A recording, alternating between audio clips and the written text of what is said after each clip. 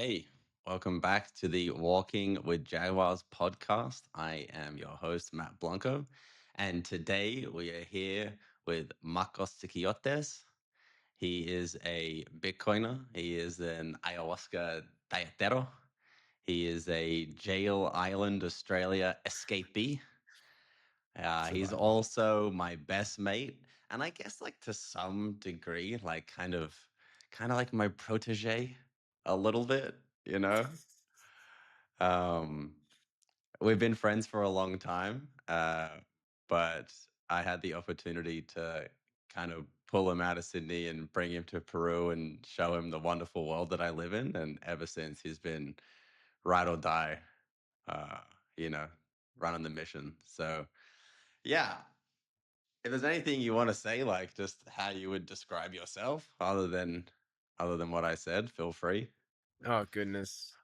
Also like music. That's another one. Music's cool. Yeah, brilliant musician. Okay, Thank you. let's just Thank you. dive straight in. Okay, so are plants conscious? Yes. The short answer is yes. And the long answer is it depends on how you define conscious. But from my perspective, yes. They receive information and they send information just like any other conscious being. And they're present. They're present, you know? They we can interact with them, and they'll even speak to you if you know how to to hear what they're saying. You know, they don't necessarily speak with words like humans do. They don't purr like a cat, but they have their own forms of communication, especially within themselves. And as humans, it's very easy to be conditioned to to learn how to only interact with very direct communication, very explicit pieces of information in our experience. Um, Whereas the plants, they speak in subtler ways, and that often means that you need a subtle sense to receive what they're trying to tell you. So yes, some people would look at that and be like, "Oh, they don't have a mind, or they don't have, you know, organs like humans do, sensory organs like humans do, and therefore we can't materially conclude that they are conscious." But as far as I'm concerned, I've had conversations with them as profound as any conversation that I've had with a human. Yeah. And I think this is like going to be an underlying tone to like this whole conversation is like as soon as we start talking about things that to some degree are like, I want to say irrational, but non rational, Mhm. like Beyond, beyond irrational. beyond rationality. Yeah, that's a better way to say it. It really comes down to like direct experience versus knowledge. Like you can't if you go into a book to read about plants, like you may, find their Latin name and the way that they, reproduce and whatnot. But the way they're able to communicate with us through direct experience is very different, and like you only need to have one direct experience of this like transmission of information and your entire perspective of the world changes. Like it can't be unseen. It can't be unexperienced. That data comes in and it's like your whole framework needs to change now, you know? So Yeah. like off that, how has your understanding of nature as a whole to some degree changed from like pre plant medicines slash ayahuasca to now where you are, and then in particular like the process of dieta, if you want to like jump into that. Yeah. Well, man, nature is this like it's this word that gets used a lot, and I would say it's actually misused. A lot of the time it's used to refer to, especially like as a kid, for me, and a lot of the media that I would see in like games and TV shows and movies and books even, you know, nature is used to refer to going out into a forest or the jungle, and there's like plants and bugs and like wind, and sometimes you could use nature to refer to like the waves or a dramatic landscape, or you know. And for me, in my head, I was like, nature is just plants and like, you know, things that I've been told is alive but like isn't necessarily like me, you know. um and it's not necessarily wrong, and it's not necessarily a mislabel, but it's it's not as accurate as you can really get, you know. While those things are all part of nature, nature for me, and where the way I view this concept is, it is more, it is as if its creation and its source is untampered with. That's Mhm. probably closer to how I would define, or I view, what the spirit of nature really is. So anything that is automatically propagating and growing from from just, you could say God, you know, but a pure source. And it's when those sources start to be tampered with by other entities. Um, they come in and they take something that is perfect, or maybe not perfect. Perfect is not the right word, but pure. And then they add their energy and their perspective and their view to that thing and shape it for their own desires. For example, a stonesmith. Now, you can have this perfectly natural rock face. It's just done that. No one chose that thing. It's just fallen and crumbled away in a certain way. And you look at it and it has this signature to it, this energy characteristic to it, and it's beautiful. And you look at it and you know that that is like, wow, that is as pure nature. And then someone can come along and take one of the boulders and start to shape it and carve it and make a statue out of it, and that is potentially equally as beautiful, you know, if not more. You know, an artist can place their vision and their spirit and encode it into a natural medium, you know, bring out their own spirit in it, but it has been removed from its natural state. So that's kind of how I would describe nature. Um, just curious if you have anything to add to that. Yeah. I mean, like, at least for like the transition for me as like a extremely rational scientist atheist to Mhm.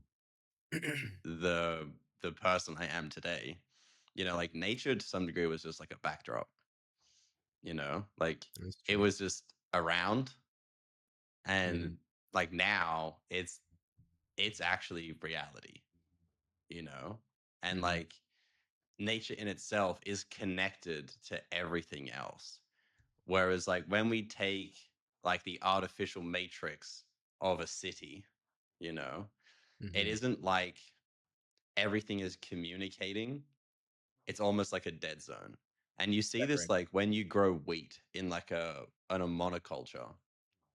If you grow it in a monoculture, there is all, and especially if it's GMO, there's virtually zero communication that happens between the thing in the wheat inside the monoculture and the nature surrounding it. Whereas when you grow things permaculture style, everything is feeding off the system, Mhm. and Mhm. like when you plan out a permaculture farm, it takes 7 years to reach maturity, because like you'll plant vegetables in the ground, and then bugs will come, and then the bugs that eat the bugs come, and then because the bigger bugs are there, then the birds come or the rodents come, and then because they're there, the eagles come and the predators come, and it's actually like a chain of events that unfolds, Mhm. you know Mhm. like everything is in relation and like communicating with each other at all times. And this, I'm not like a massive like oneness person, but it's like that actually is reality, and this Mhm. weird GMO monoculture that we like live in as a city is basically like an entirely different parallel system to some degree. Oh, there's a huge separation between. Well, one is like the imposition of a mind onto an environment, trying to take something to a new place out of a desire that is formed from a perceived lack. So we look at nature and there's something about it that seems insufficient to us, to our mind. And the mind then says, okay, this needs to be shaped to be better, to be something different than what it has been forever. And that's when we start to use concrete to impose structure and to impose form and cover soil that is ultimately what we all need. We need fertile soil to live and to eat from, you know? And so we can take things and forget because our minds are amazing but fallible, and far from all knowing. And so it's very, very easy that to allow the mind to make choices that are only concerning a smaller picture without considering the larger system as a whole. Like you said, everything to an extent is connected, you know? And Hmm. And like now, I go outside and I see a tree, and like I know it sees me. You know what I mean? It like feels my presence, and there actually is a communication coming back if you have the right like methodology of like the communication with plants. And like an example right now is like we're both smoking mapacho for this conversation. uh-huh. And it's like, okay, what is mapacho? Okay, firstly, it's like not weed, you know? And it's a type of tobacco, but it's like a tobacco nicotina rustica that comes from the Amazon, you know? And like we buy this from the natives down in Peru, and it's grown like permaculture style. Like they don't have pesticides and herbicides for all of these things.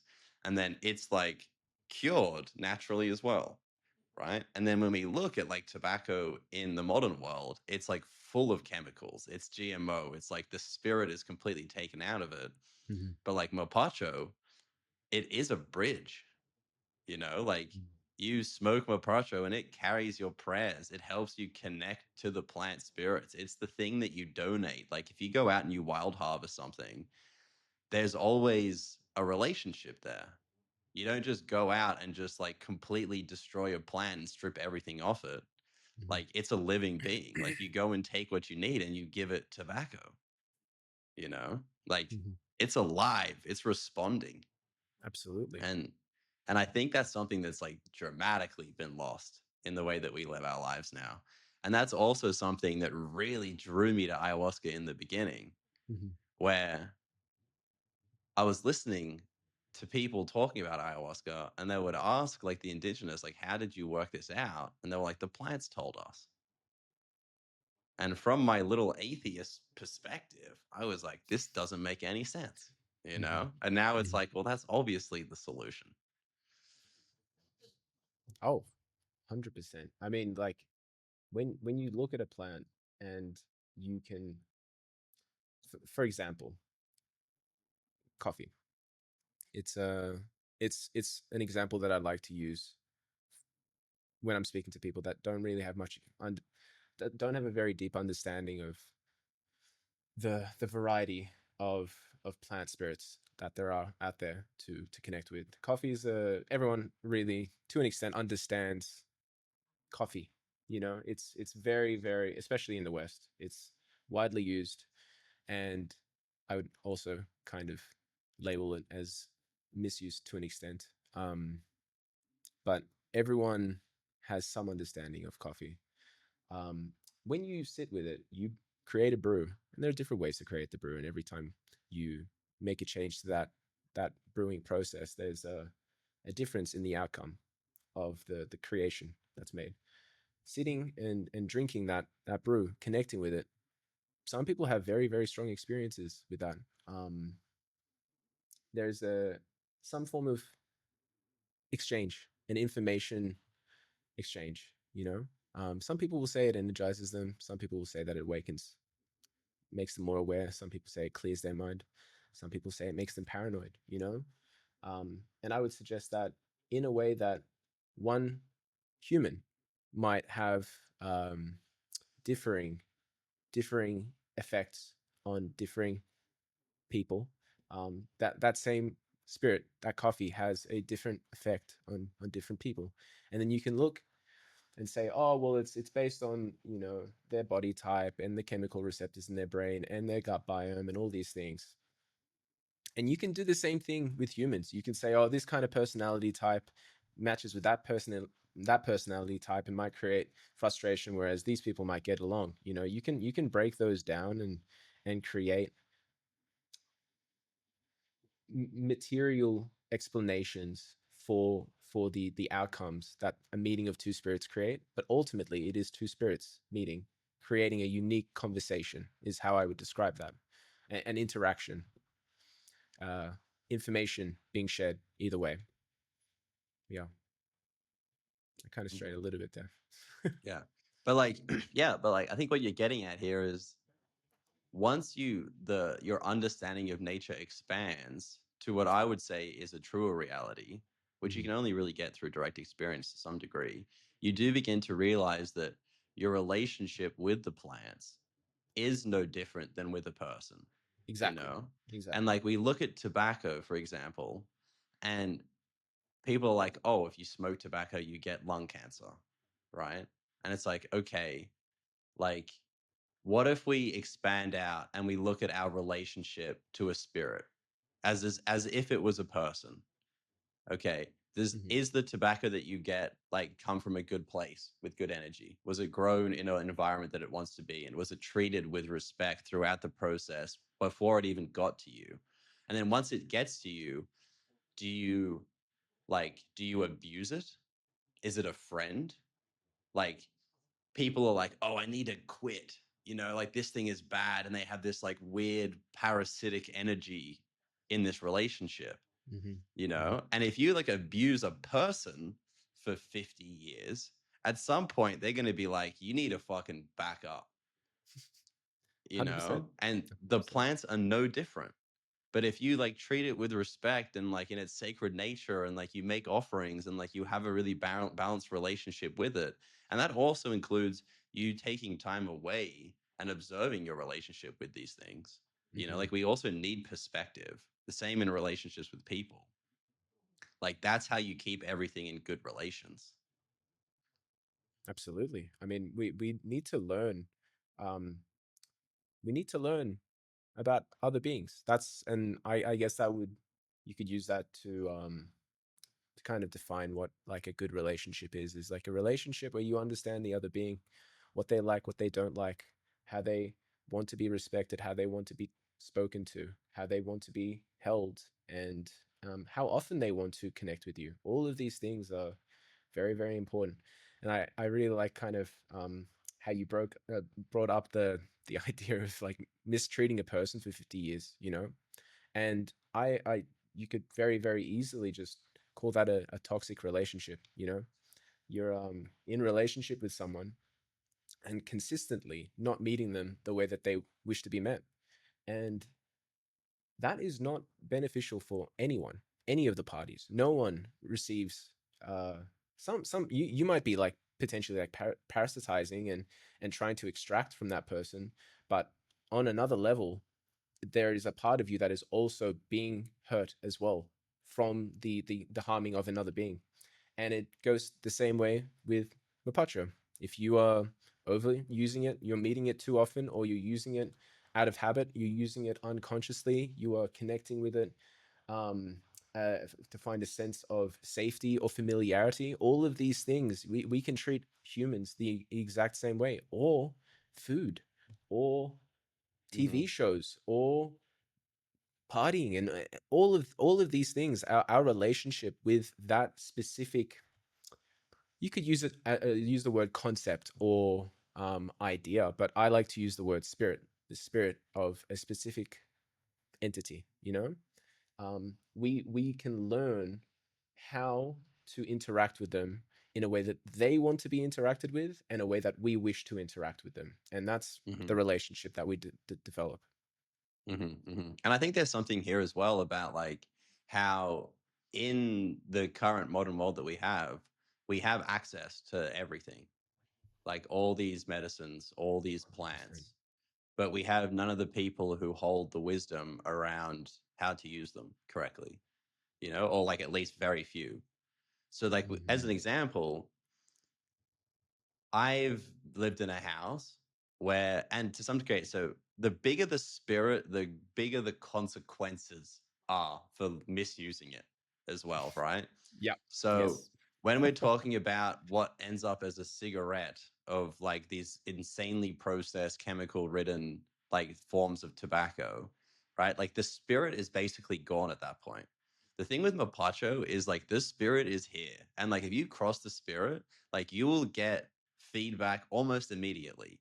Like I've been with people who had smoked weed, and then 20 minutes later smoked a mapacho, and within 10 minutes they're on all fours in the front yard puking,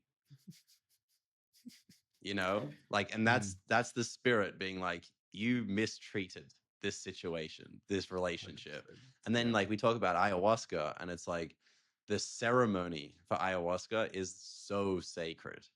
You know, no one's taken ayahuasca and going to a music festival. And if you are, I'm sure there is some crazy feedback that you're getting very quickly around that. And we talk about cannabis as well. And it's like, Mm-hmm. where does this thing originate? Right? It doesn't originate in someone's basement in the suburbs, right? It Mm-hmm. actually originates in like the middle Central Asia. It's like it's a Chinese herb, like I'm sure there's probably someone out there who's connected to a bloodline lineage of like how to use this thing correctly and ceremonially, you know? And Mm-hmm. then we come to the West and everyone's just abusing it. And then what it ends up becoming is this like spirit of the temptress. It's the thing that offers you everything and gives you nothing in return. You have all these great ideas, but you never act on any of it. And like at that point, the spirit has just like captured you. Absolutely. Absolutely. And I honestly, I like the idea that you mentioned, like mixing the two different spirits. It's almost like you know, you're kind of like married to one and then you sleeping with another to an extent. You're like crossing them.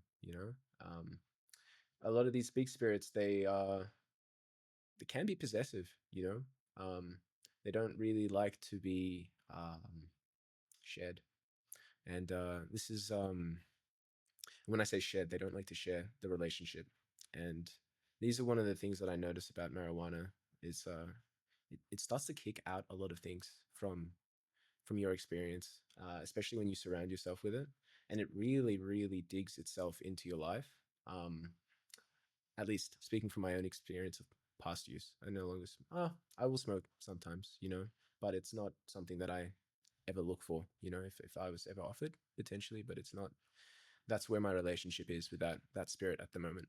It used to be a lot more frequent, and there was a point where I was learning from it, and then there was a point where it was very, very clearly no longer serving me or her, and it was almost like I was forcing a connection, forcing it, like beating a dead horse. Almost like staying in a relationship with a partner when you both know that neither of you guys want to be in that relationship anymore. And there was harm. There was a level of harm caused, at least from my end. I can't speak on her behalf, but and I could see it. And there was a point where I was like, no longer, this is no longer happening. And since then, my relationship has moved. My relationship with that spirit has moved into a place which I'm far more comfortable with. And yeah, same thing goes with the human people. These similar patterns is the way I would say it. Yeah. Mhm. Okay, so the process of la dieta is very different than drinking ayahuasca. See. Uh, Ayahuasca is kind of the centerpiece to this like entire medical system that the indigenous have down in the jungle, Hmm. but they use a lot of different plants for healing. And one of the things of understanding these relationships with the spirit versus compounds, right, is there's definitely a transmission of information that can take place, but it doesn't happen at a psychoactive level. You know, like you drink coffee and you have this psychoactive effect, Hmm. of like, oh, I feel more awake or focused, Hmm. I think to some degree it's actually just you feel less sleepy. That's actually the mechanism to some degree that's taking place. But there's like real medicine in a lot of plants that isn't as clear, like one of the plants that I dieted, it like cleans neuroses, right? Hmm. And it's like only through the spiritual transmission and connection does that really start to make sense. So I'm just curious, like, other than the restrictions itself of, no salt, no sugar, no sex, no red meat, no fermented foods, no spices, all of this, right? Like, what have you found that you've learned through the process of dieta, just in itself, and then also on top of that, like how the plants have shared unique wisdom depending on their personal characteristics? Mm. Well, to answer the first part, I mean, multifold. Um, the experiences, there are many, but the biggest one was the learning of the value of simplicity and how simplifying and cleaning is actually the ultimate goal for us. It's how we reach our truest form. Um, and it's actually through the complications and through the mixing and the presence of multiple ingredients, too many ingredients in one place, where we lose ourselves, our true selves. And in terms of the restrictions of the diet, is it's very, very easy to look at this practice and label them as restrictions, especially when you are coming from a Western lifestyle where we have, since the beginning of our existence, have had access to everything under the sun, any form of food, every ingredient, every plant, every movie, every, every activity, it's all available to us from the beginning. And so there is never a point where we are coming into contact with new things as a clean slate, if that's really, if that's making any sense. Whereas I would say that if you had, for example, an indigenous life, you start with the bare minimums necessary for life, and then meet element by element, and get to integrate them in isolation, into your experience. And through that isolation, you can really get a grasp for what is happening to you when it enters your field. Um, but if you are doing that, where you already have so many different things in your field of experience, it's very, very, very difficult to identify what is doing what, and people. And what this at least was manifesting in me is I would just have this general sense of anxiety. And I had no idea why. I didn't know what was causing it. Because there was just so many things present. It could have been any one of those things. It could have been the video games. It could have been I'm not going to dive too much into my personal life back then, because it's not something that I think is appropriate for this conversation. But we all understand that we have multiple vices in our lives, and when they're all happening at the same time, we can't identify what they are doing to us. And so this reframe of the inverse of, like, we start with everything and then take away, and therefore it's a restriction. It's actually, I think it doesn't really do it justice. I think it's better to look at the fact that we've already added all these things to our experience, and the diet is actually a remembering and a returning to an original state that we have always been, and then reintroducing things bit by bit and testing. and it is almost scientific. If that's how you want to approach it, that's how it was for me. It was like I would only eat in a day. It would be plantains, eggs, avocado, and then potato, sweet potato, and either chicken or fish. Now, and I mean that's it. Like no salts, no spices, like nothing, nothing. We're talking 5 to 8 ingredients in your daily life, you know? Whereas you go to like one Chinese restaurant and you're having like 20 ingredients in one meal, and it's like bang, you just have introduced all these things, and you have maybe an allergic reaction or some kind of reaction, and it is impossible to identify which of those 20 ingredients did it to you. But as soon as I only had like 8 things my whole day, and then I would have like a piece of pineapple, and then all of a sudden I would start feeling like, oh, there was a reaction. I was like, okay, the pineapple definitely did that, because been having the exact same thing for weeks straight, and the only new thing that's entered my experience is this one new element. It has to be that. And as soon as you can do that, that's when you can do your A B testing. You can be like, this thing is serving, this thing is not serving me. This thing is serving me, this thing. And all of a sudden, you now have clarity. You have clarity on what is causing what in your experience. And then once you have the clarity, and it means you know, if you repeat that mistake, that's on you. That's fully, you are fully accountable for like, oh man, every time I have that pineapple, I feel a little bit queasy, but it just tastes so good. So I'm gonna keep doing it. That's on you. Then it's like you Hmm. can't blame anyone else. You know, Hmm. Hmm. Yeah. that's been a And real I think big that's part. like just in general, like with health these days, is everyone's looking for like the next thing, the next supplement, the next practice.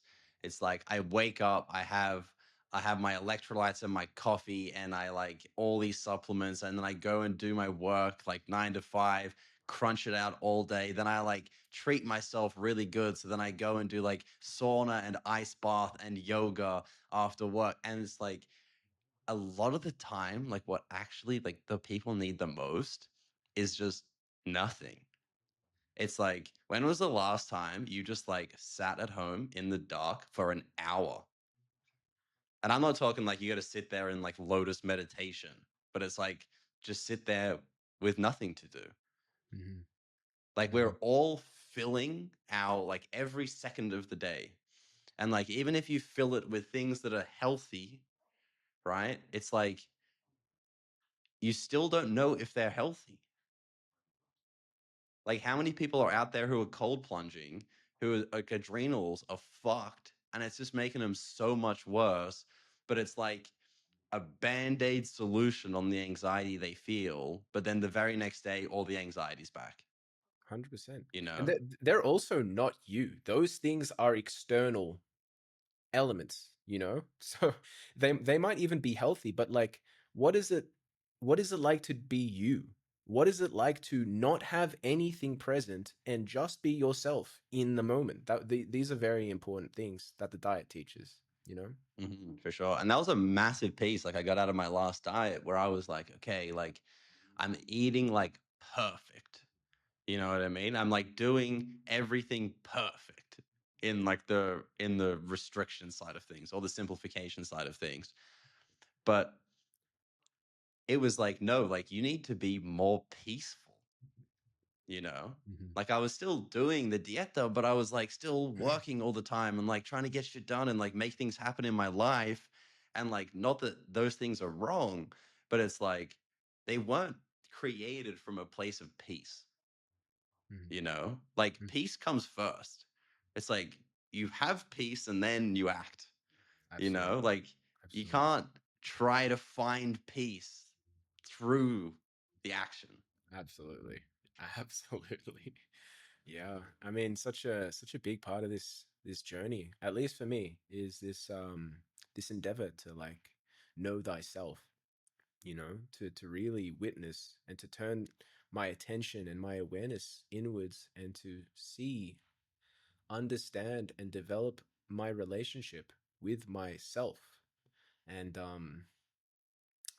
yeah, It's one of the earliest steps, I would say, in this process of mastery, this process of our evolution, is to be able to be authentically, to authentically express. You need to be authentic, you need to be true.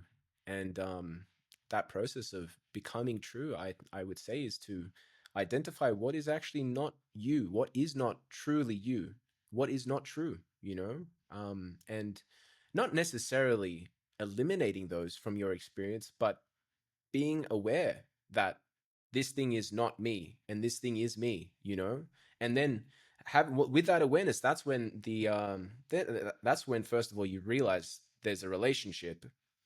You're no longer identifying with um, an identity. You no longer identify as the musician or the runner or the bricklayer or it's like you it's now there's the you, and then there is the bricklayer, and then there you have this relationship with each of these entities and identities, you know and from there you can establish a relationship with it and see, where is this relationship toxic, where is this relationship creative, co-creative. Super interesting. Super Mhm, interesting. mhm. Yeah, for sure. And it's okay. So to kind of get looped back to where I was kind of going with this is there's like the teachings from the restrictions itself, Mhm. you know, and then there's like the teachings from the actual plants that we're working with.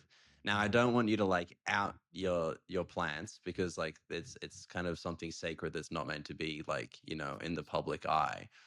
But Mhm. just in terms of like, if you were to explain maybe the differences, or just like how it isn't just the restrictions that are changing the way that you perceive reality and the way that you're learning. It's also like the plant's unique qualities in themselves.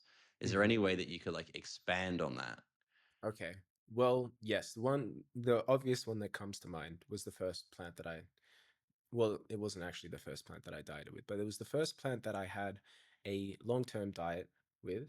Um, and at first, I honestly, when I entered, I had like no idea. I was told certain things, like this thing does this, and this thing does that, and this thing does that. And I was like, oh, that one sounds pretty cool. But ultimately, it was my maestro that selected one for me. He said, if there's going to be any plant that you're going to be dieting, it should be this one. And I didn't realize at the time how important it was and how correct he was about that. I was just like, oh, the rational mind was like, oh, he's just like picking one of three starter Pokemon for me. It's just whatever. But the reality was, it was exactly what I needed at that point in time. He had already identified the area in my experience that was most in need for development and growth, and you could say prescribed a relationship that would uh, very, very rapidly address that. And so, from my experience and my rationalization of that that that action and that transformation that occurred in me, was my disconnection and my severance, my separation from my sensory and intuitive bodies to my mind. I was very, very deeply trapped in my my mind's tendency to understand, want to create objective understandings of things, to create a sense of safety. I couldn't feel safe unless there was unless I could rationally explain something, and if there was ever a situation where someone was like, oh, what is this, and if I could not create a rational sentence that would convince them that I understood what the reality was about that thing that they asked, there was something in me that would just it would just tense up and recoil. So there was this sense of safety that I had built around my ability to understand and explain things. Now, this one plant um, was very, very gentle with me, and it saw that and was very patient. And it essentially taught me that, first of all, that is an illusion. The mind is not capable of doing that for this whole realm. An impossible task. It is beyond the capabilities of a human mind to do so. We can become masters of specific realms, but not the entire thing. So that was the first thing that it showed me. And the second thing was that it connected me to a truth higher than the truth that I was creating within my mind. It connected me with the truth of my spirit and the information that was trying to be received, was trying to be sent to me, to my mind, to my identity, my human, from my higher spirit. And it was almost as if there's like some fiber optics cable between the two, and that's how it's meant to be connected. And at some point, there was a severance, a separation, a damage in that connection, and the information was not getting in for whatever reason. And essentially, this plant repaired that connection to an extent. It did as much as it could with the work that I did, and there's plenty more to go to to be. And this is after almost a year on this diet. It just goes to show how much work there is to be done in our experience. But it essentially began to reconnect me to my intuition and the information that was the divine information that was meant to be reaching me. And yeah, hopefully that's enough for this format. It's a bit tricky to Yeah. explain unless we're in like a conversation, you know.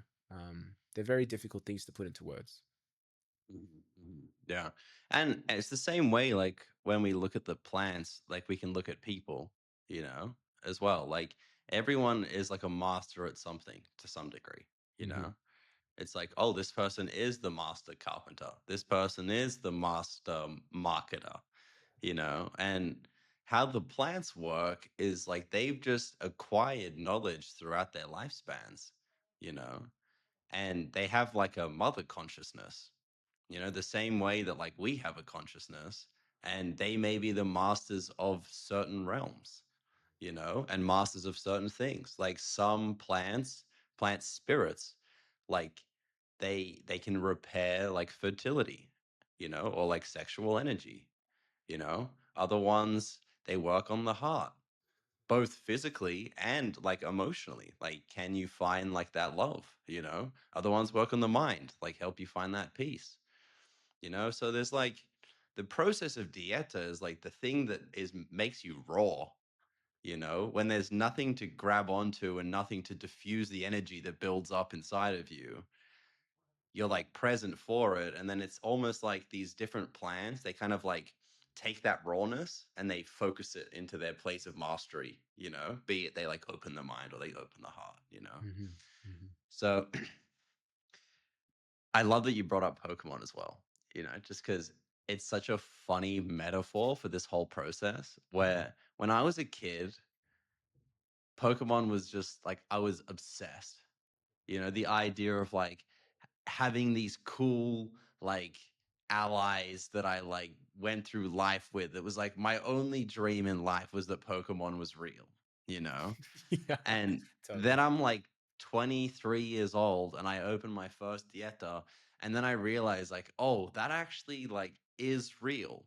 Like you can go through this life and you can like build up your like spiritual allies by doing these dietas, and they're all masters in different realms, and it's like, oh, you go and kind of get your fire type and you go and get your water type, and Hmm. it like makes you like a more full person, and like balances out all those energies, but they're also like protection, Absolutely. like in life, I feel these plants that I've dieted protecting me and then also paving the way for me forward. Hmm. Hmm. So I think one thing that people may not understand is that this process of dieta, it's not a joke. Like this is a serious thing to undertake, and you have to be a serious person to undertake it. And you also have to be like really willing to look at your shit. And I think to some degree that's the difference between ayahuasca and dieta is like ayahuasca's hard and like she'll make you look at your shit, but it's for 3 days, Hmm. you know? Whereas, like, if you open a dieta, we're talking months to years, right? Of all these like restrictions and all this simplicity and all this energy builds up, and like to hold that amount of energy, like to like not ejaculate for a year, right? Like that's energy. There's forza there, you know? Mhm. So I'm curious, like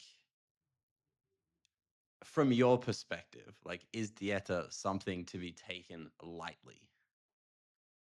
I mean, look, from from my perspective, absolutely not. But that doesn't necessarily mean that that's an objective ultimate truth about this world. But the reality is dieta is very close to the word diet. And a lot of the times the word diet is used colloquially, you know. But when you use the word diet, people associate that with this idea that I am just selecting specific foods that I'm going to be eating and foods that I will no longer eat for X amount of time, you know? And that, while that's part of dieta, it is it is like 10% of what you are actually focusing on.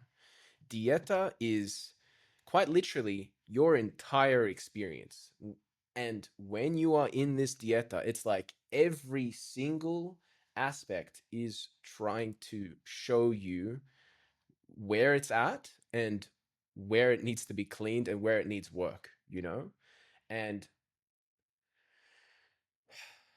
some people might have a very aloof, nonchalant approach to their process and their evolution and their journey in this life, and maybe it suits them, or maybe it's just a temporary period in their lifelong e- experience and transformation. They need to go through that. So I would not say there's something fundamentally wrong about holding that attitude, but as far as I'm concerned, we are dealing with like reality here. We are dealing with our like real life, our experience, how like we're dealing with the essence of what we value, like how happy I am, how successful I am, how creative I am, how much I grow, these things are like at our core. So we are like and the outcomes reflect the attitude that we bring to them. And so if you enter this kind of work and you're not really willing to give it your all, you're gonna get a proportionate kind of outcome.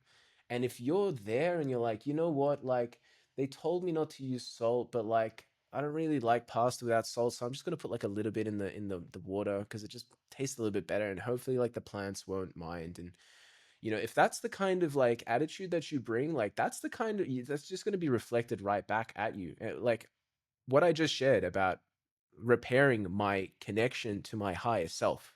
Like imagine a surgeon had that imagine the spirit surgeon was coming in to literally operate on your spirit and was like, yeah, it probably doesn't matter if I don't do this right and I don't sew this thing in properly, they'll be fine. Like that's literally like what you bring to this is what you receive, and if you are half-assing it, you're gonna get a half-assed job. You get what you pay for.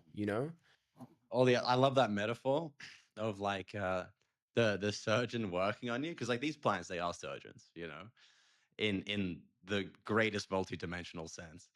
And that idea of like if you half-ass your relationship with it, it just half-asses the surgery, A hundred but percent. then it can even go the other way where there's like, yeah, there's like you add a little bit of salt to your pasta water or whatever, but then there's also the you eat pork and you just cross the diet. Like that surgeon is not only going to not repair you, it's going to take your kidney in the process. It's pissed, man. It's pissed. It's not happy. Yeah, yeah, yeah. Yeah, like down in the 100%. jungle, like the natives, they say no es broma. It's Yeah. like this is not a joke, you It's know? serious. Yeah. It's very But serious. to some degree, like one of the indigenous down there, one of our teachers, he was sort of giving us like a seminar, and he was saying that like this is the path of apprenticeship, right? Like you will always make mistakes and learn, and make mistakes and learn, and make mistakes and learn. This is just what it is to work with these medicines in general, you Hmm. know? And like when you do the diets, not to like scare anyone, because like there is serious consequences, but also to get to the point where there's serious consequences, you actually need to build up enough energy that like if it turns on you, then it's a problem. Whereas there's lots of people that go out there and they open a diet and they just keep cheating the whole way through, and it's like there's not even any energy there. Like they've just pissed off this spirit that now needs to be repaired, you know, and they're going to be they're praying for compassion.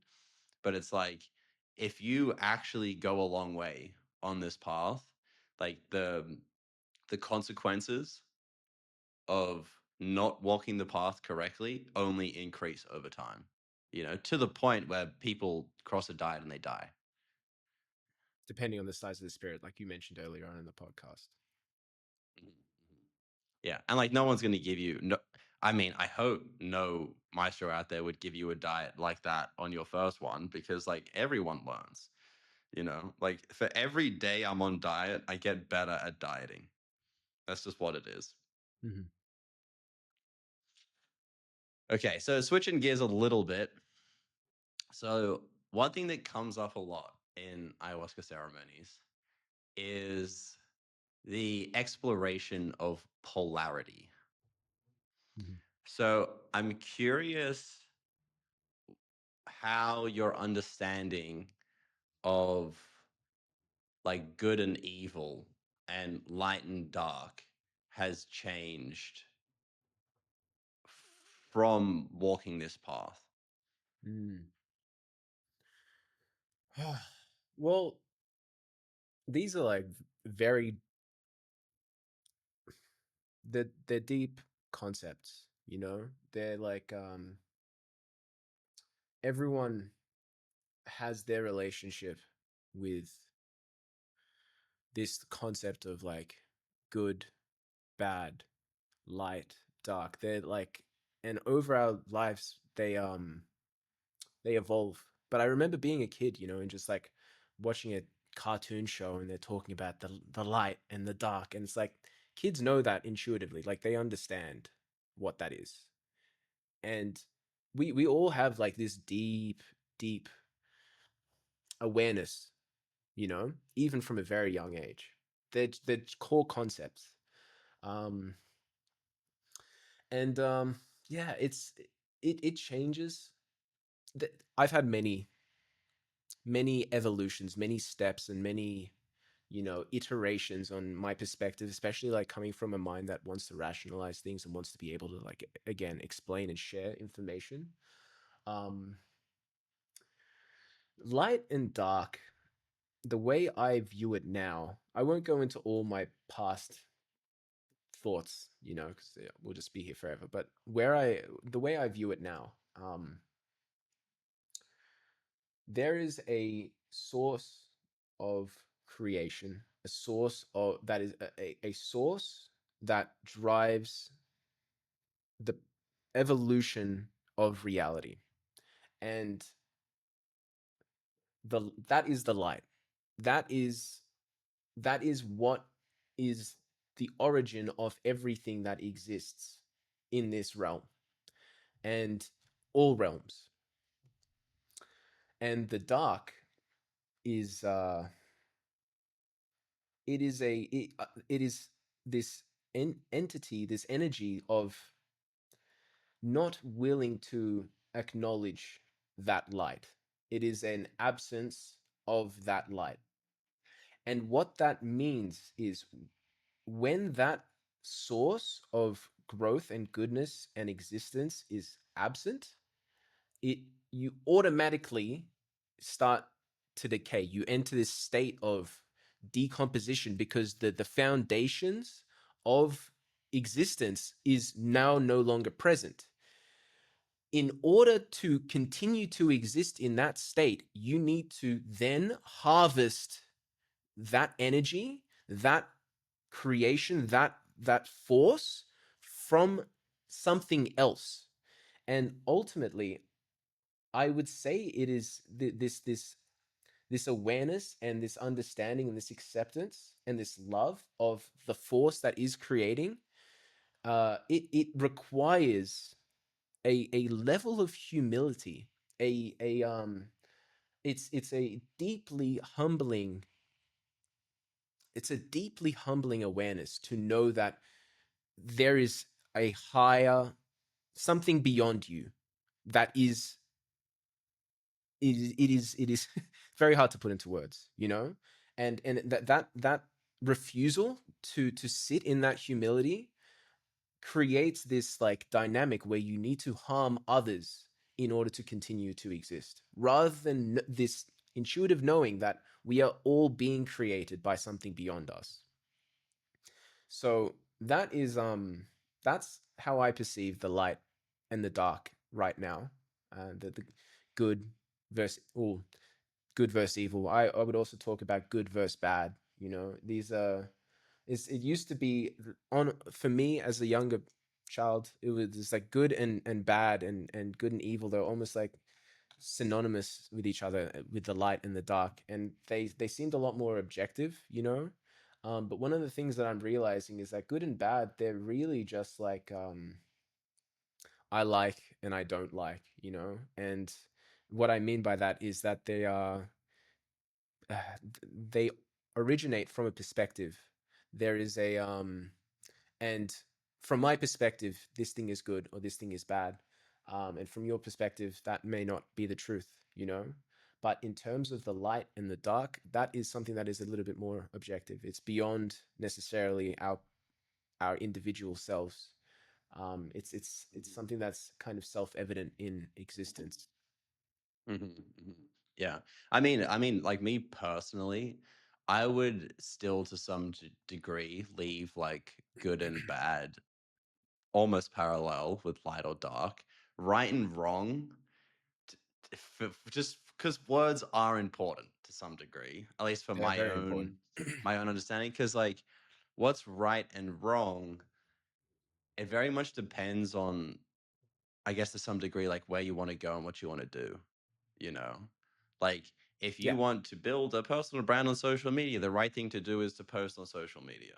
The wrong Hmm. thing to do is to not post on social media. It's just it's an alignment thing, you Hmm. know. Hmm. Hmm. And that really comes down to the individual and desire. But like there's definitely light and dark forces to this world, and it seems like, at least for me personally, it only becomes more glaringly obvious that that is like an objective truth as time goes on and as my consciousness begins to expand further and further. Hmm.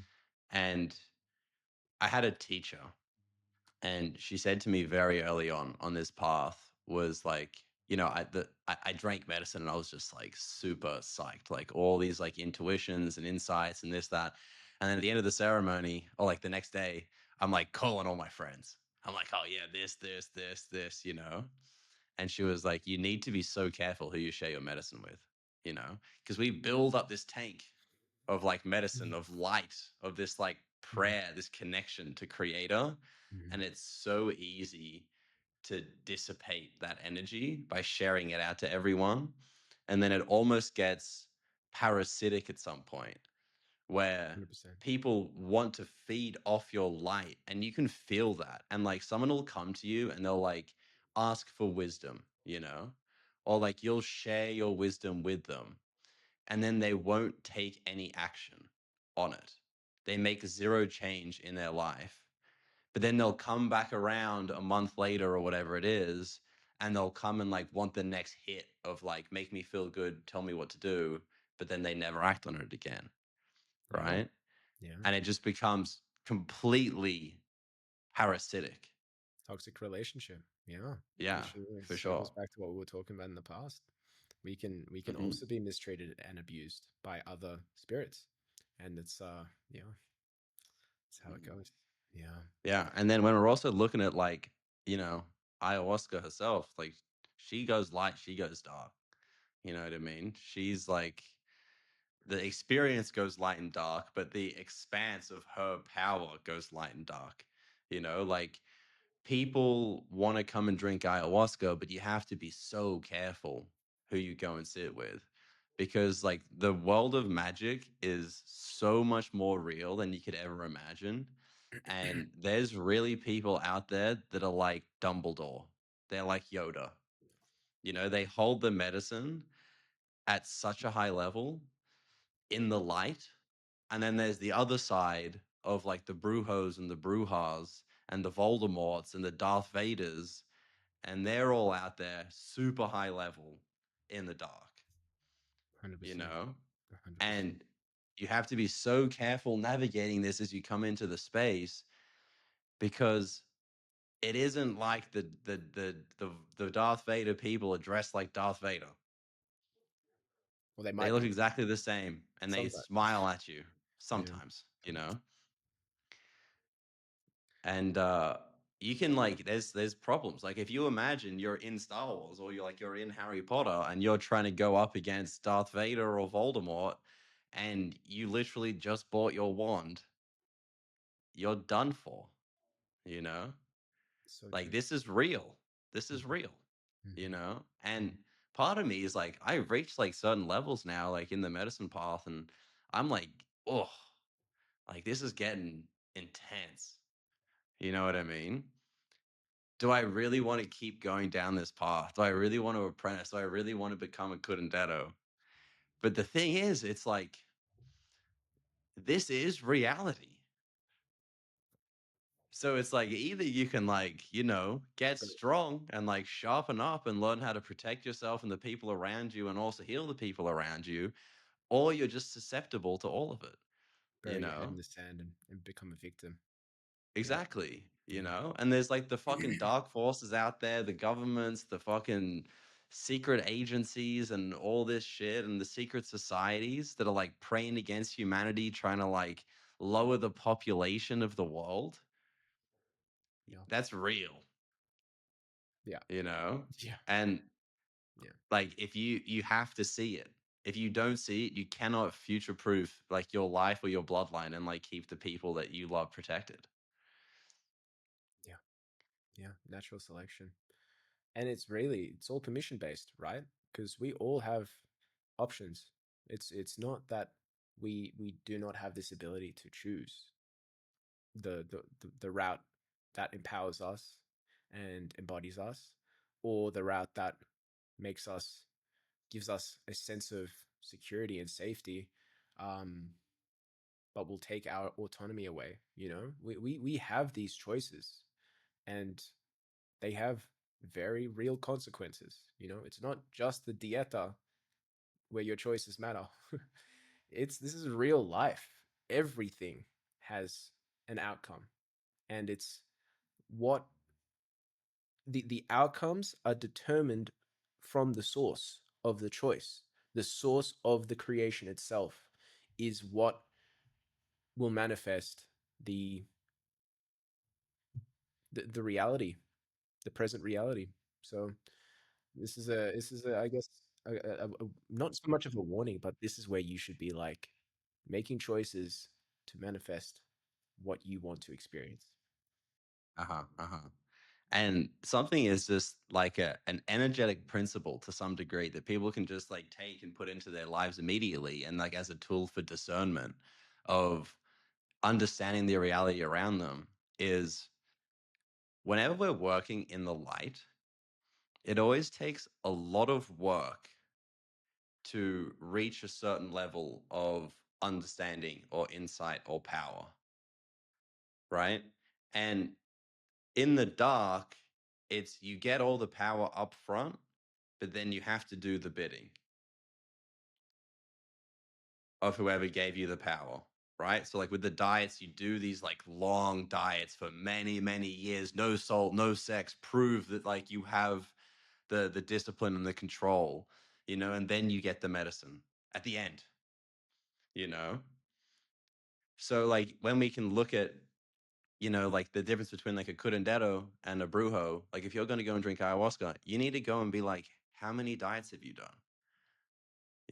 Like it's like 8 years, 10 years of training before you're even at the beginning. That's actually a very, very good point. If there's one piece of advice that you take from this, as someone that's looking to come into contact with the medicine and start to learn at the beginning of your journey with no discernment, this question is like, how many diets do you have? This is a very, very important question to ask someone. Um, and you'll instantly get the feedback. They'll be like, huh, what's a diet? If you do not sit. Run. Run. GTFO.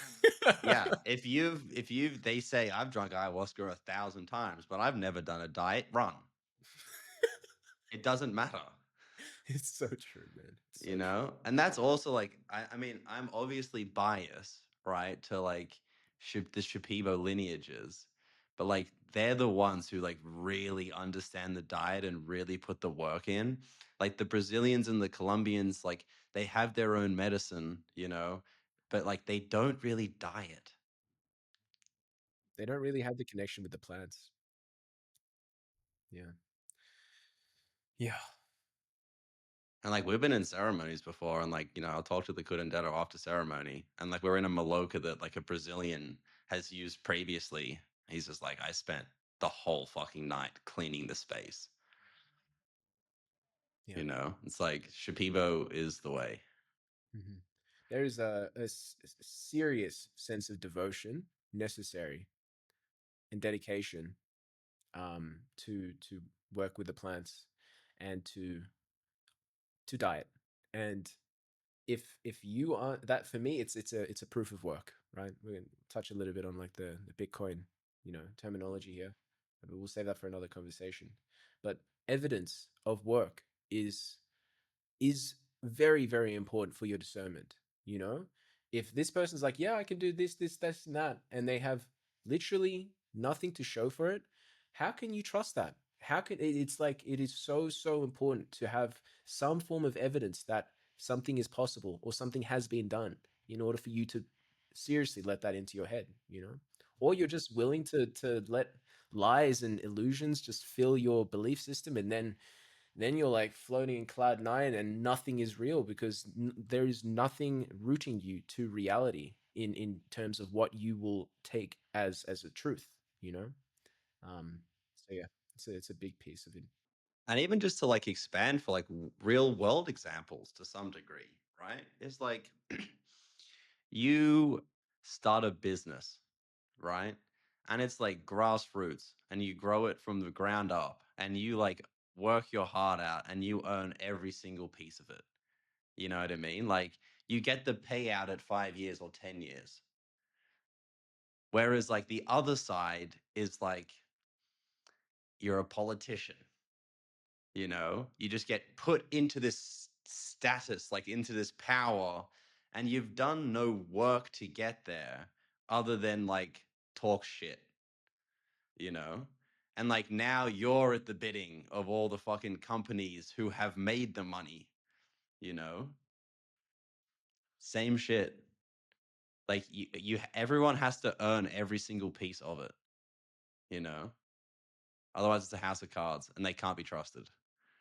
Exactly. Well, that's the thing. When you let yourself end up doing someone else's bidding, you become the fall guy. It's like it's like a VPN. You become their VPN to an extent, but in the real world, yeah, it's not a very nice position to be in, especially when your literal safety and existence is dependent on it.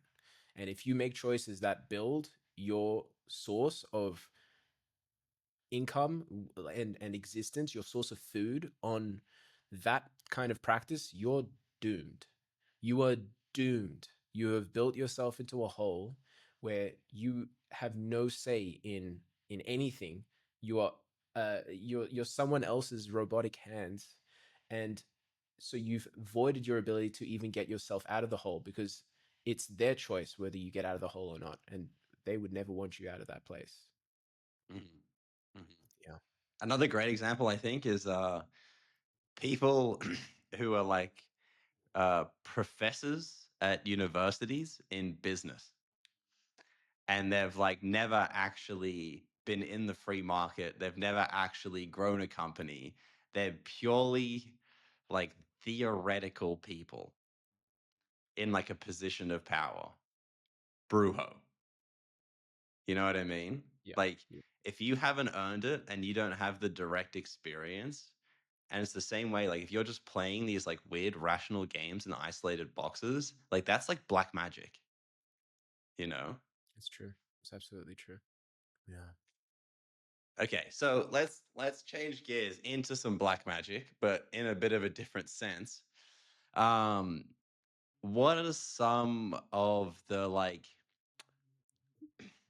deepest programs or conditioning you've had to unlearn from growing up in the West, growing up in Australia, when it comes to like understanding your value and your reality? Hmm. Oh, it's a big question. I've actually kind of like already talked on a few in this conversation. The the real big ones, especially that I've like, because many of them are still in process at the moment of being not only unearthed but processed and cleaned and let go of. Um, but some of the big ones that I've noticed that have come a long way over this last year for me, is the approaches to cities and lifestyle in general, and specifically like with the nature conversation that we had earlier on, and this like idea of like creating bubbles of safety, concrete structures that protect us from nature, literally the thing that is our origin and source, going down to the jungle and seeing the way that they live there, literally on just bare land. It's as if they have like gone into like a jungle, maybe cut down a few trees and used the wood slats to build like shacks. And that's all they've changed on the natural land, just to protect them from rain potentially, But like there are no glass windows, or they might have netting for the bugs, they have essentially the bare minimum edits to the raw virgin reality of this planet, and they are thriving. They have not a care in the world. They don't have they don't have windows that need to be cleaned. They don't have concrete that cracks and needs to be re-leveled every few years. They don't have like cables and piping and all these things that need to be dug up, and they don't have telephone wires fucking hitting trees. It's like they are just living, and they are healthy, and it's like they don't even care. It's not, it doesn't even occur to them, these dynamics that might consume someone, just an average Joe from the West. Their experience, if they went into that situation, they would be like, "What the fuck?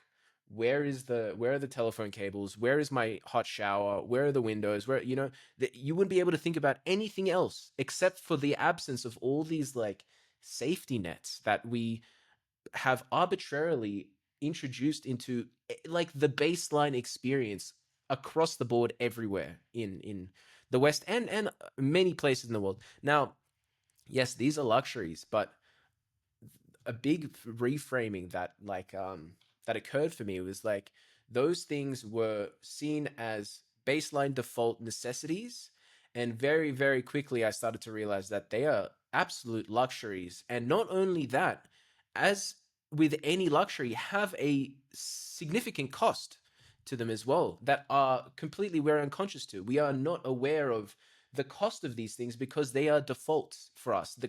And so the costs that they are incurring on our experience and our energy is also a default.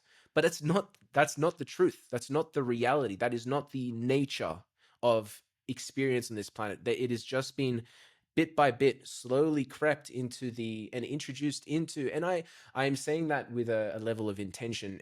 That's beside the point whether there's an intentional introduction or not. It is the reality that that thing has bit by bit been shifting the Overton window of our awareness and what we accept as real and normal, over the last how many decades. I'm not going to put it, I don't know the reality of when this started, but what it means is that we have millions and millions and millions of people living unaware of how different their actual baseline is from the origins that we came from, and the origins of what's actually necessary, and I would say like healthy, and uh and fosters a like health and wellness. So that's a big one for me. It's a real big one. Mhm. Yeah, I mean, it's when you like it's such a radical difference, you Massive, know? massive. And like I'm not ready to go all the way, but as I learn more and I evolve more, I'm definitely stepping more and more in that direction, Hmm. as time Hmm. goes on. And I think there's like a really interesting correlation that happens in the pursuit of comfort, that it actually creates discomfort. Like Absolutely, you absolutely. sleeping on the floor, right? And then you get a mattress and it's like soft and you're like, oh, this is nice.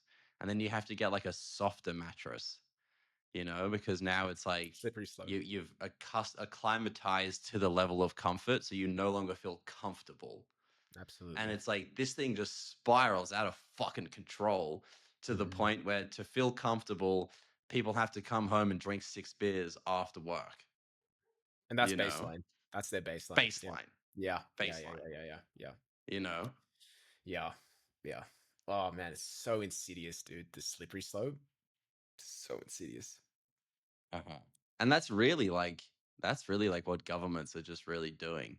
They're just pretending to hold the safety bubble for everyone. When in Hmm. reality, it's actually just making everyone sick and everyone Hmm. uncomfortable. Hmm. I mean, like, whether you believe that comfort breeds weakness or not, it certainly does not foster strength. That's one of the things that, you know, it's so we just need to be aware of the necessary comforts, you know, um the necessity of the comfort. It's the awareness ultimately. And again, it comes back to assessing the relationship and seeing, disconnecting the attachment, like I was kind of speaking about before. When you identify with a person that sleeps in a comfortable bed, that is you. But if you can create a little bit of a distance between the actual you and that identity, then you realize that there is a relationship between these two versions. And that's when you assess, how necessary is this relationship? How much do I actually want this relationship? I'm not saying don't sleep on comfortable beds. I'm just saying try your best to be aware of that relationship that you have with that identity. Because it can just be unconscious. Yeah. And that's something that just like indigenous wisdom that I've like encountered in general kind of seems to push to, where we look at like vision questing or sun dancing in like the North American Lakota traditions, and they do 4 days no food, no water, you know? Big And one. then I'm like, okay, so like, I practice my fasting and my dry fasting and all of these things throughout my life. And like, yes, there's like health benefits to it, but it's also like once you've gone 2 days without water or 5 days without food, and you're like, I'm kind of hungry, it doesn't stress you out. Whereas people are like, I can't miss a meal. You know what I mean? Like it changes 100%. the peace, the level of peace in your mind.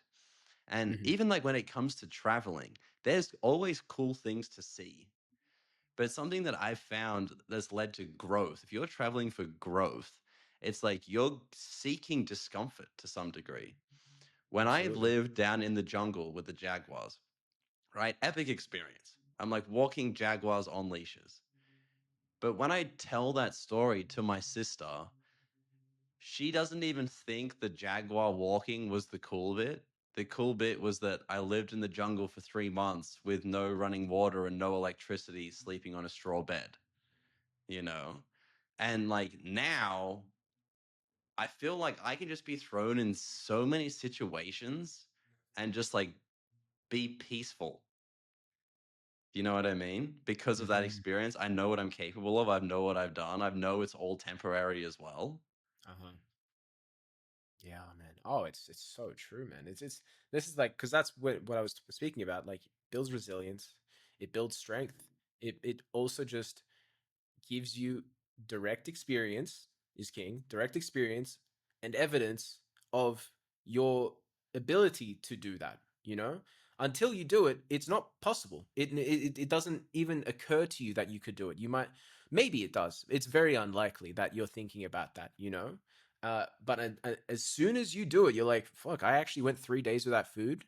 It no longer seems like a gargantuan task. It is now just like, oh, been there, done that, you know? And that doesn't necessarily mean it makes it any easier to do that task. It just means that it is no longer, it doesn't seem like this illusory, imaginary, like mammoth task that is beyond your reach because it's been directly demonstrated to you that it is not, you know? And that's what, is super important to just prove these things to you sometimes, to yourself. Just like, what's the word that I use? Give it like the benefit of the doubt, like, oh, what if if you're like default to seeing something new, for example, like learning an instrument is like, oh, I could never do that. If you like, you default to denying the potential that something is possible. um just like, what if you didn't do that straight away? What if you like saw this thing and you're like, oh, maybe it's possible?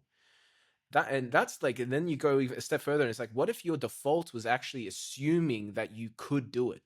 These are like, this is a big shift that I'm kind of working on at the moment, is like looking at things and just being like, nah, couldn't possibly do that. And you like catch yourself. It's like, why am I even thinking that I couldn't do that? What evidence do I have that I can't do the thing? I have no evidence either way. So why am I going to default to the negative? Why don't I just default to the positive? Why don't I default to it's actually well within my grasp, you know? Yeah. Yeah. And I mean, like, that's something that I know I definitely think about where kind of feeling like to some degree, I'm at the point, not all the time, but around a lot of things where if someone can do it, I can do it. Totally. You know what I Totally. mean? And like Totally. that's where it's really interesting, where the people who think they can do something that's never been done before, that's the real interesting stuff. Hmm. Hmm. You know what I mean? But like my Hmm. default is like if someone can do it, I can do it. Period. If someone Hmm. can play this song on guitar, I can learn it, no matter how difficult it is. For You sure. know? For sure. Yeah. Stop looking for reasons why you can't do something and start looking for reasons for why you can do that thing, you know? If Uh-huh. someone can And do it, also reasons like why you should, yes. you Yes. know? Yeah. That's a Like, good point. how many of us just like live in these little comfortable again boxes, inside of our identities? It's like, oh, everything's like perfectly organized, and you just micromanage your entire little world. And this is something like I've said a lot throughout my life where I've made multiple leaps into the complete unknown. You Hmm. know, Hmm. there's like three major ones in my life where I've done that. And like the last one was like moving to Costa Rica. Like I moved down here with $1,000 and a laptop, and I was like, I'm gonna make it work, you know. And before I left, I had a million reasons not to come, in my mind. But like Hmm. spirit said go, Hmm. and so I went. And Hmm. 999,999 of them came true, right? Like Hmm. we're not irrational people. Like they came true, you know.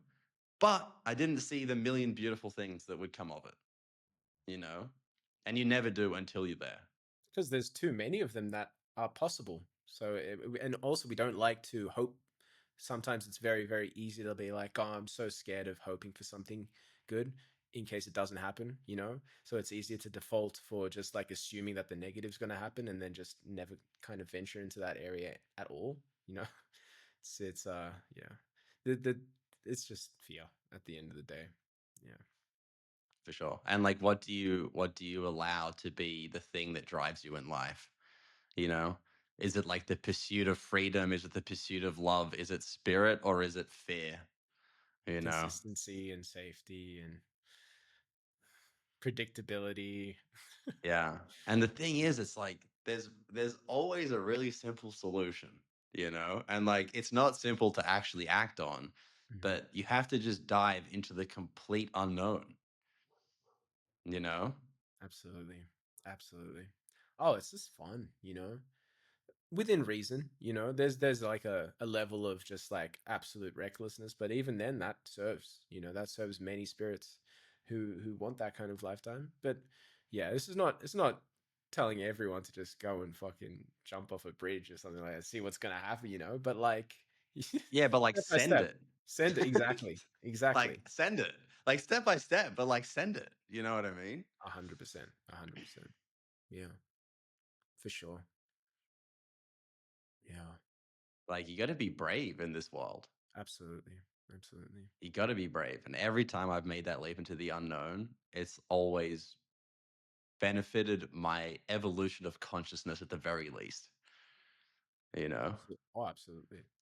You learn the most from that which you don't know. And if you're scared of that, you'll just learn the least. Yeah.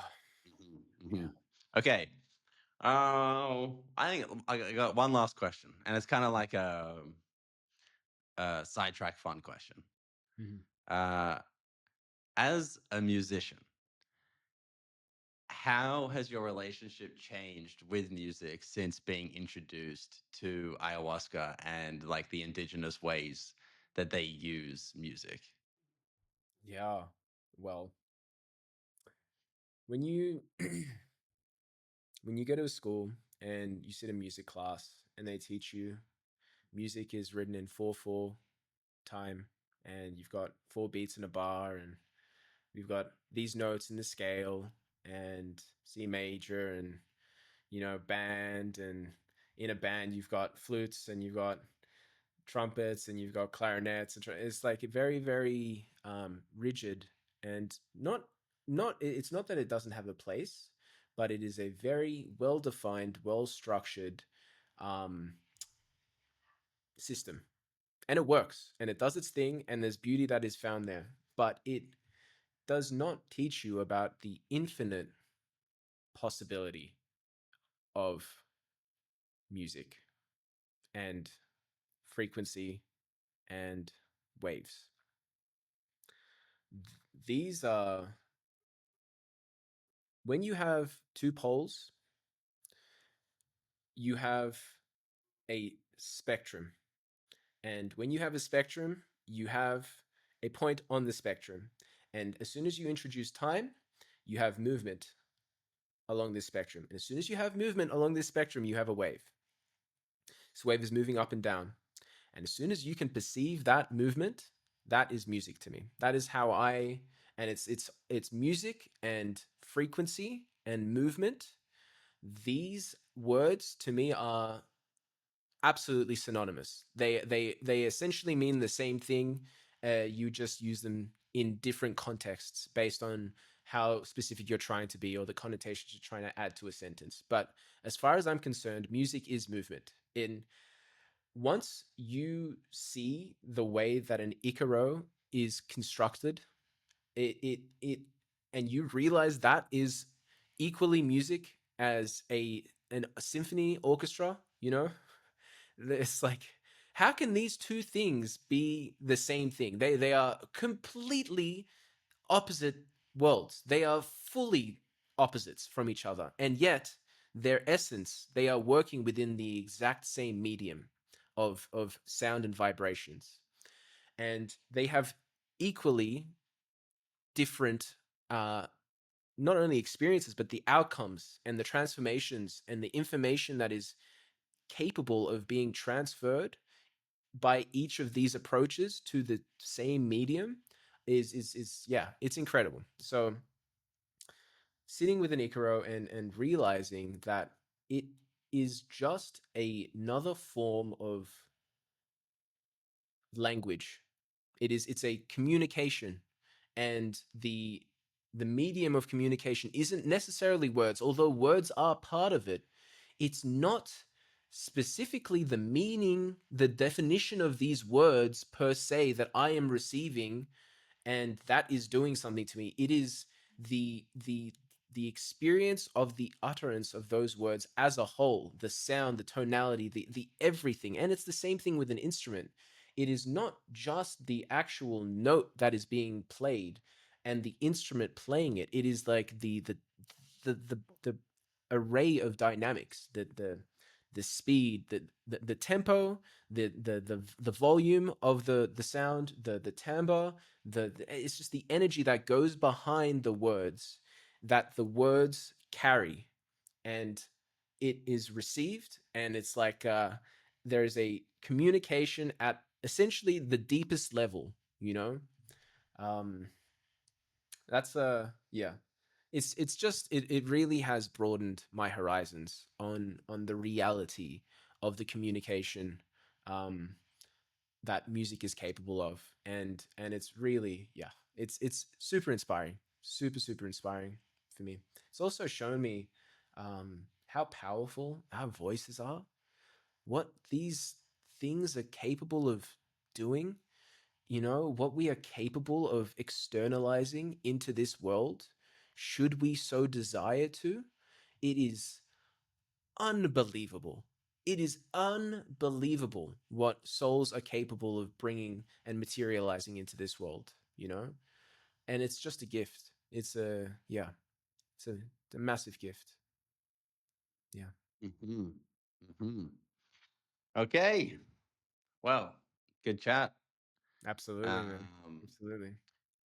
if people want to track you down and find you, where where are they finding you?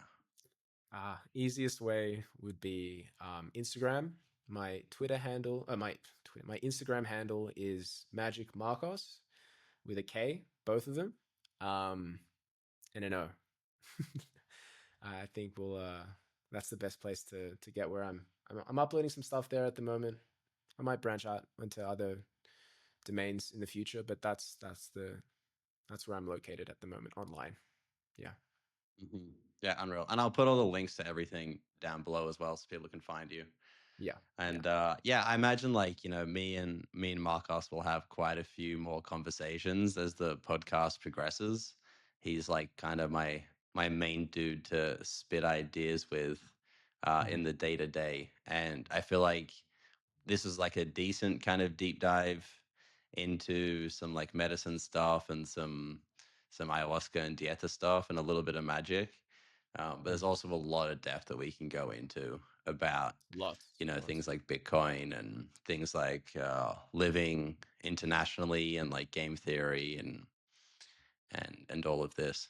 So Pirates. yeah, Fictional pirates. being pirates, And not fictional so pirates fictional. too, And not so fictional. fictional and non-fictional, talking about uh, the incredible impact of One Piece on this generation. Hmm. That's Hmm. definitely got to be in there too.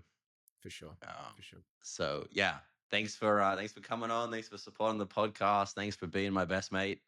Yeah, bro. And yeah, till the Yeah, next one. thank you for having me, man. That was awesome. All my relations. Oh, aho, all my relations. Thanks so much for tuning in. I really hope you enjoyed the show. If you did enjoy the show, don't forget to like and subscribe below. It really helps a growing channel like this out. And click up here, it'll take you to a collection of the best this podcast has to offer.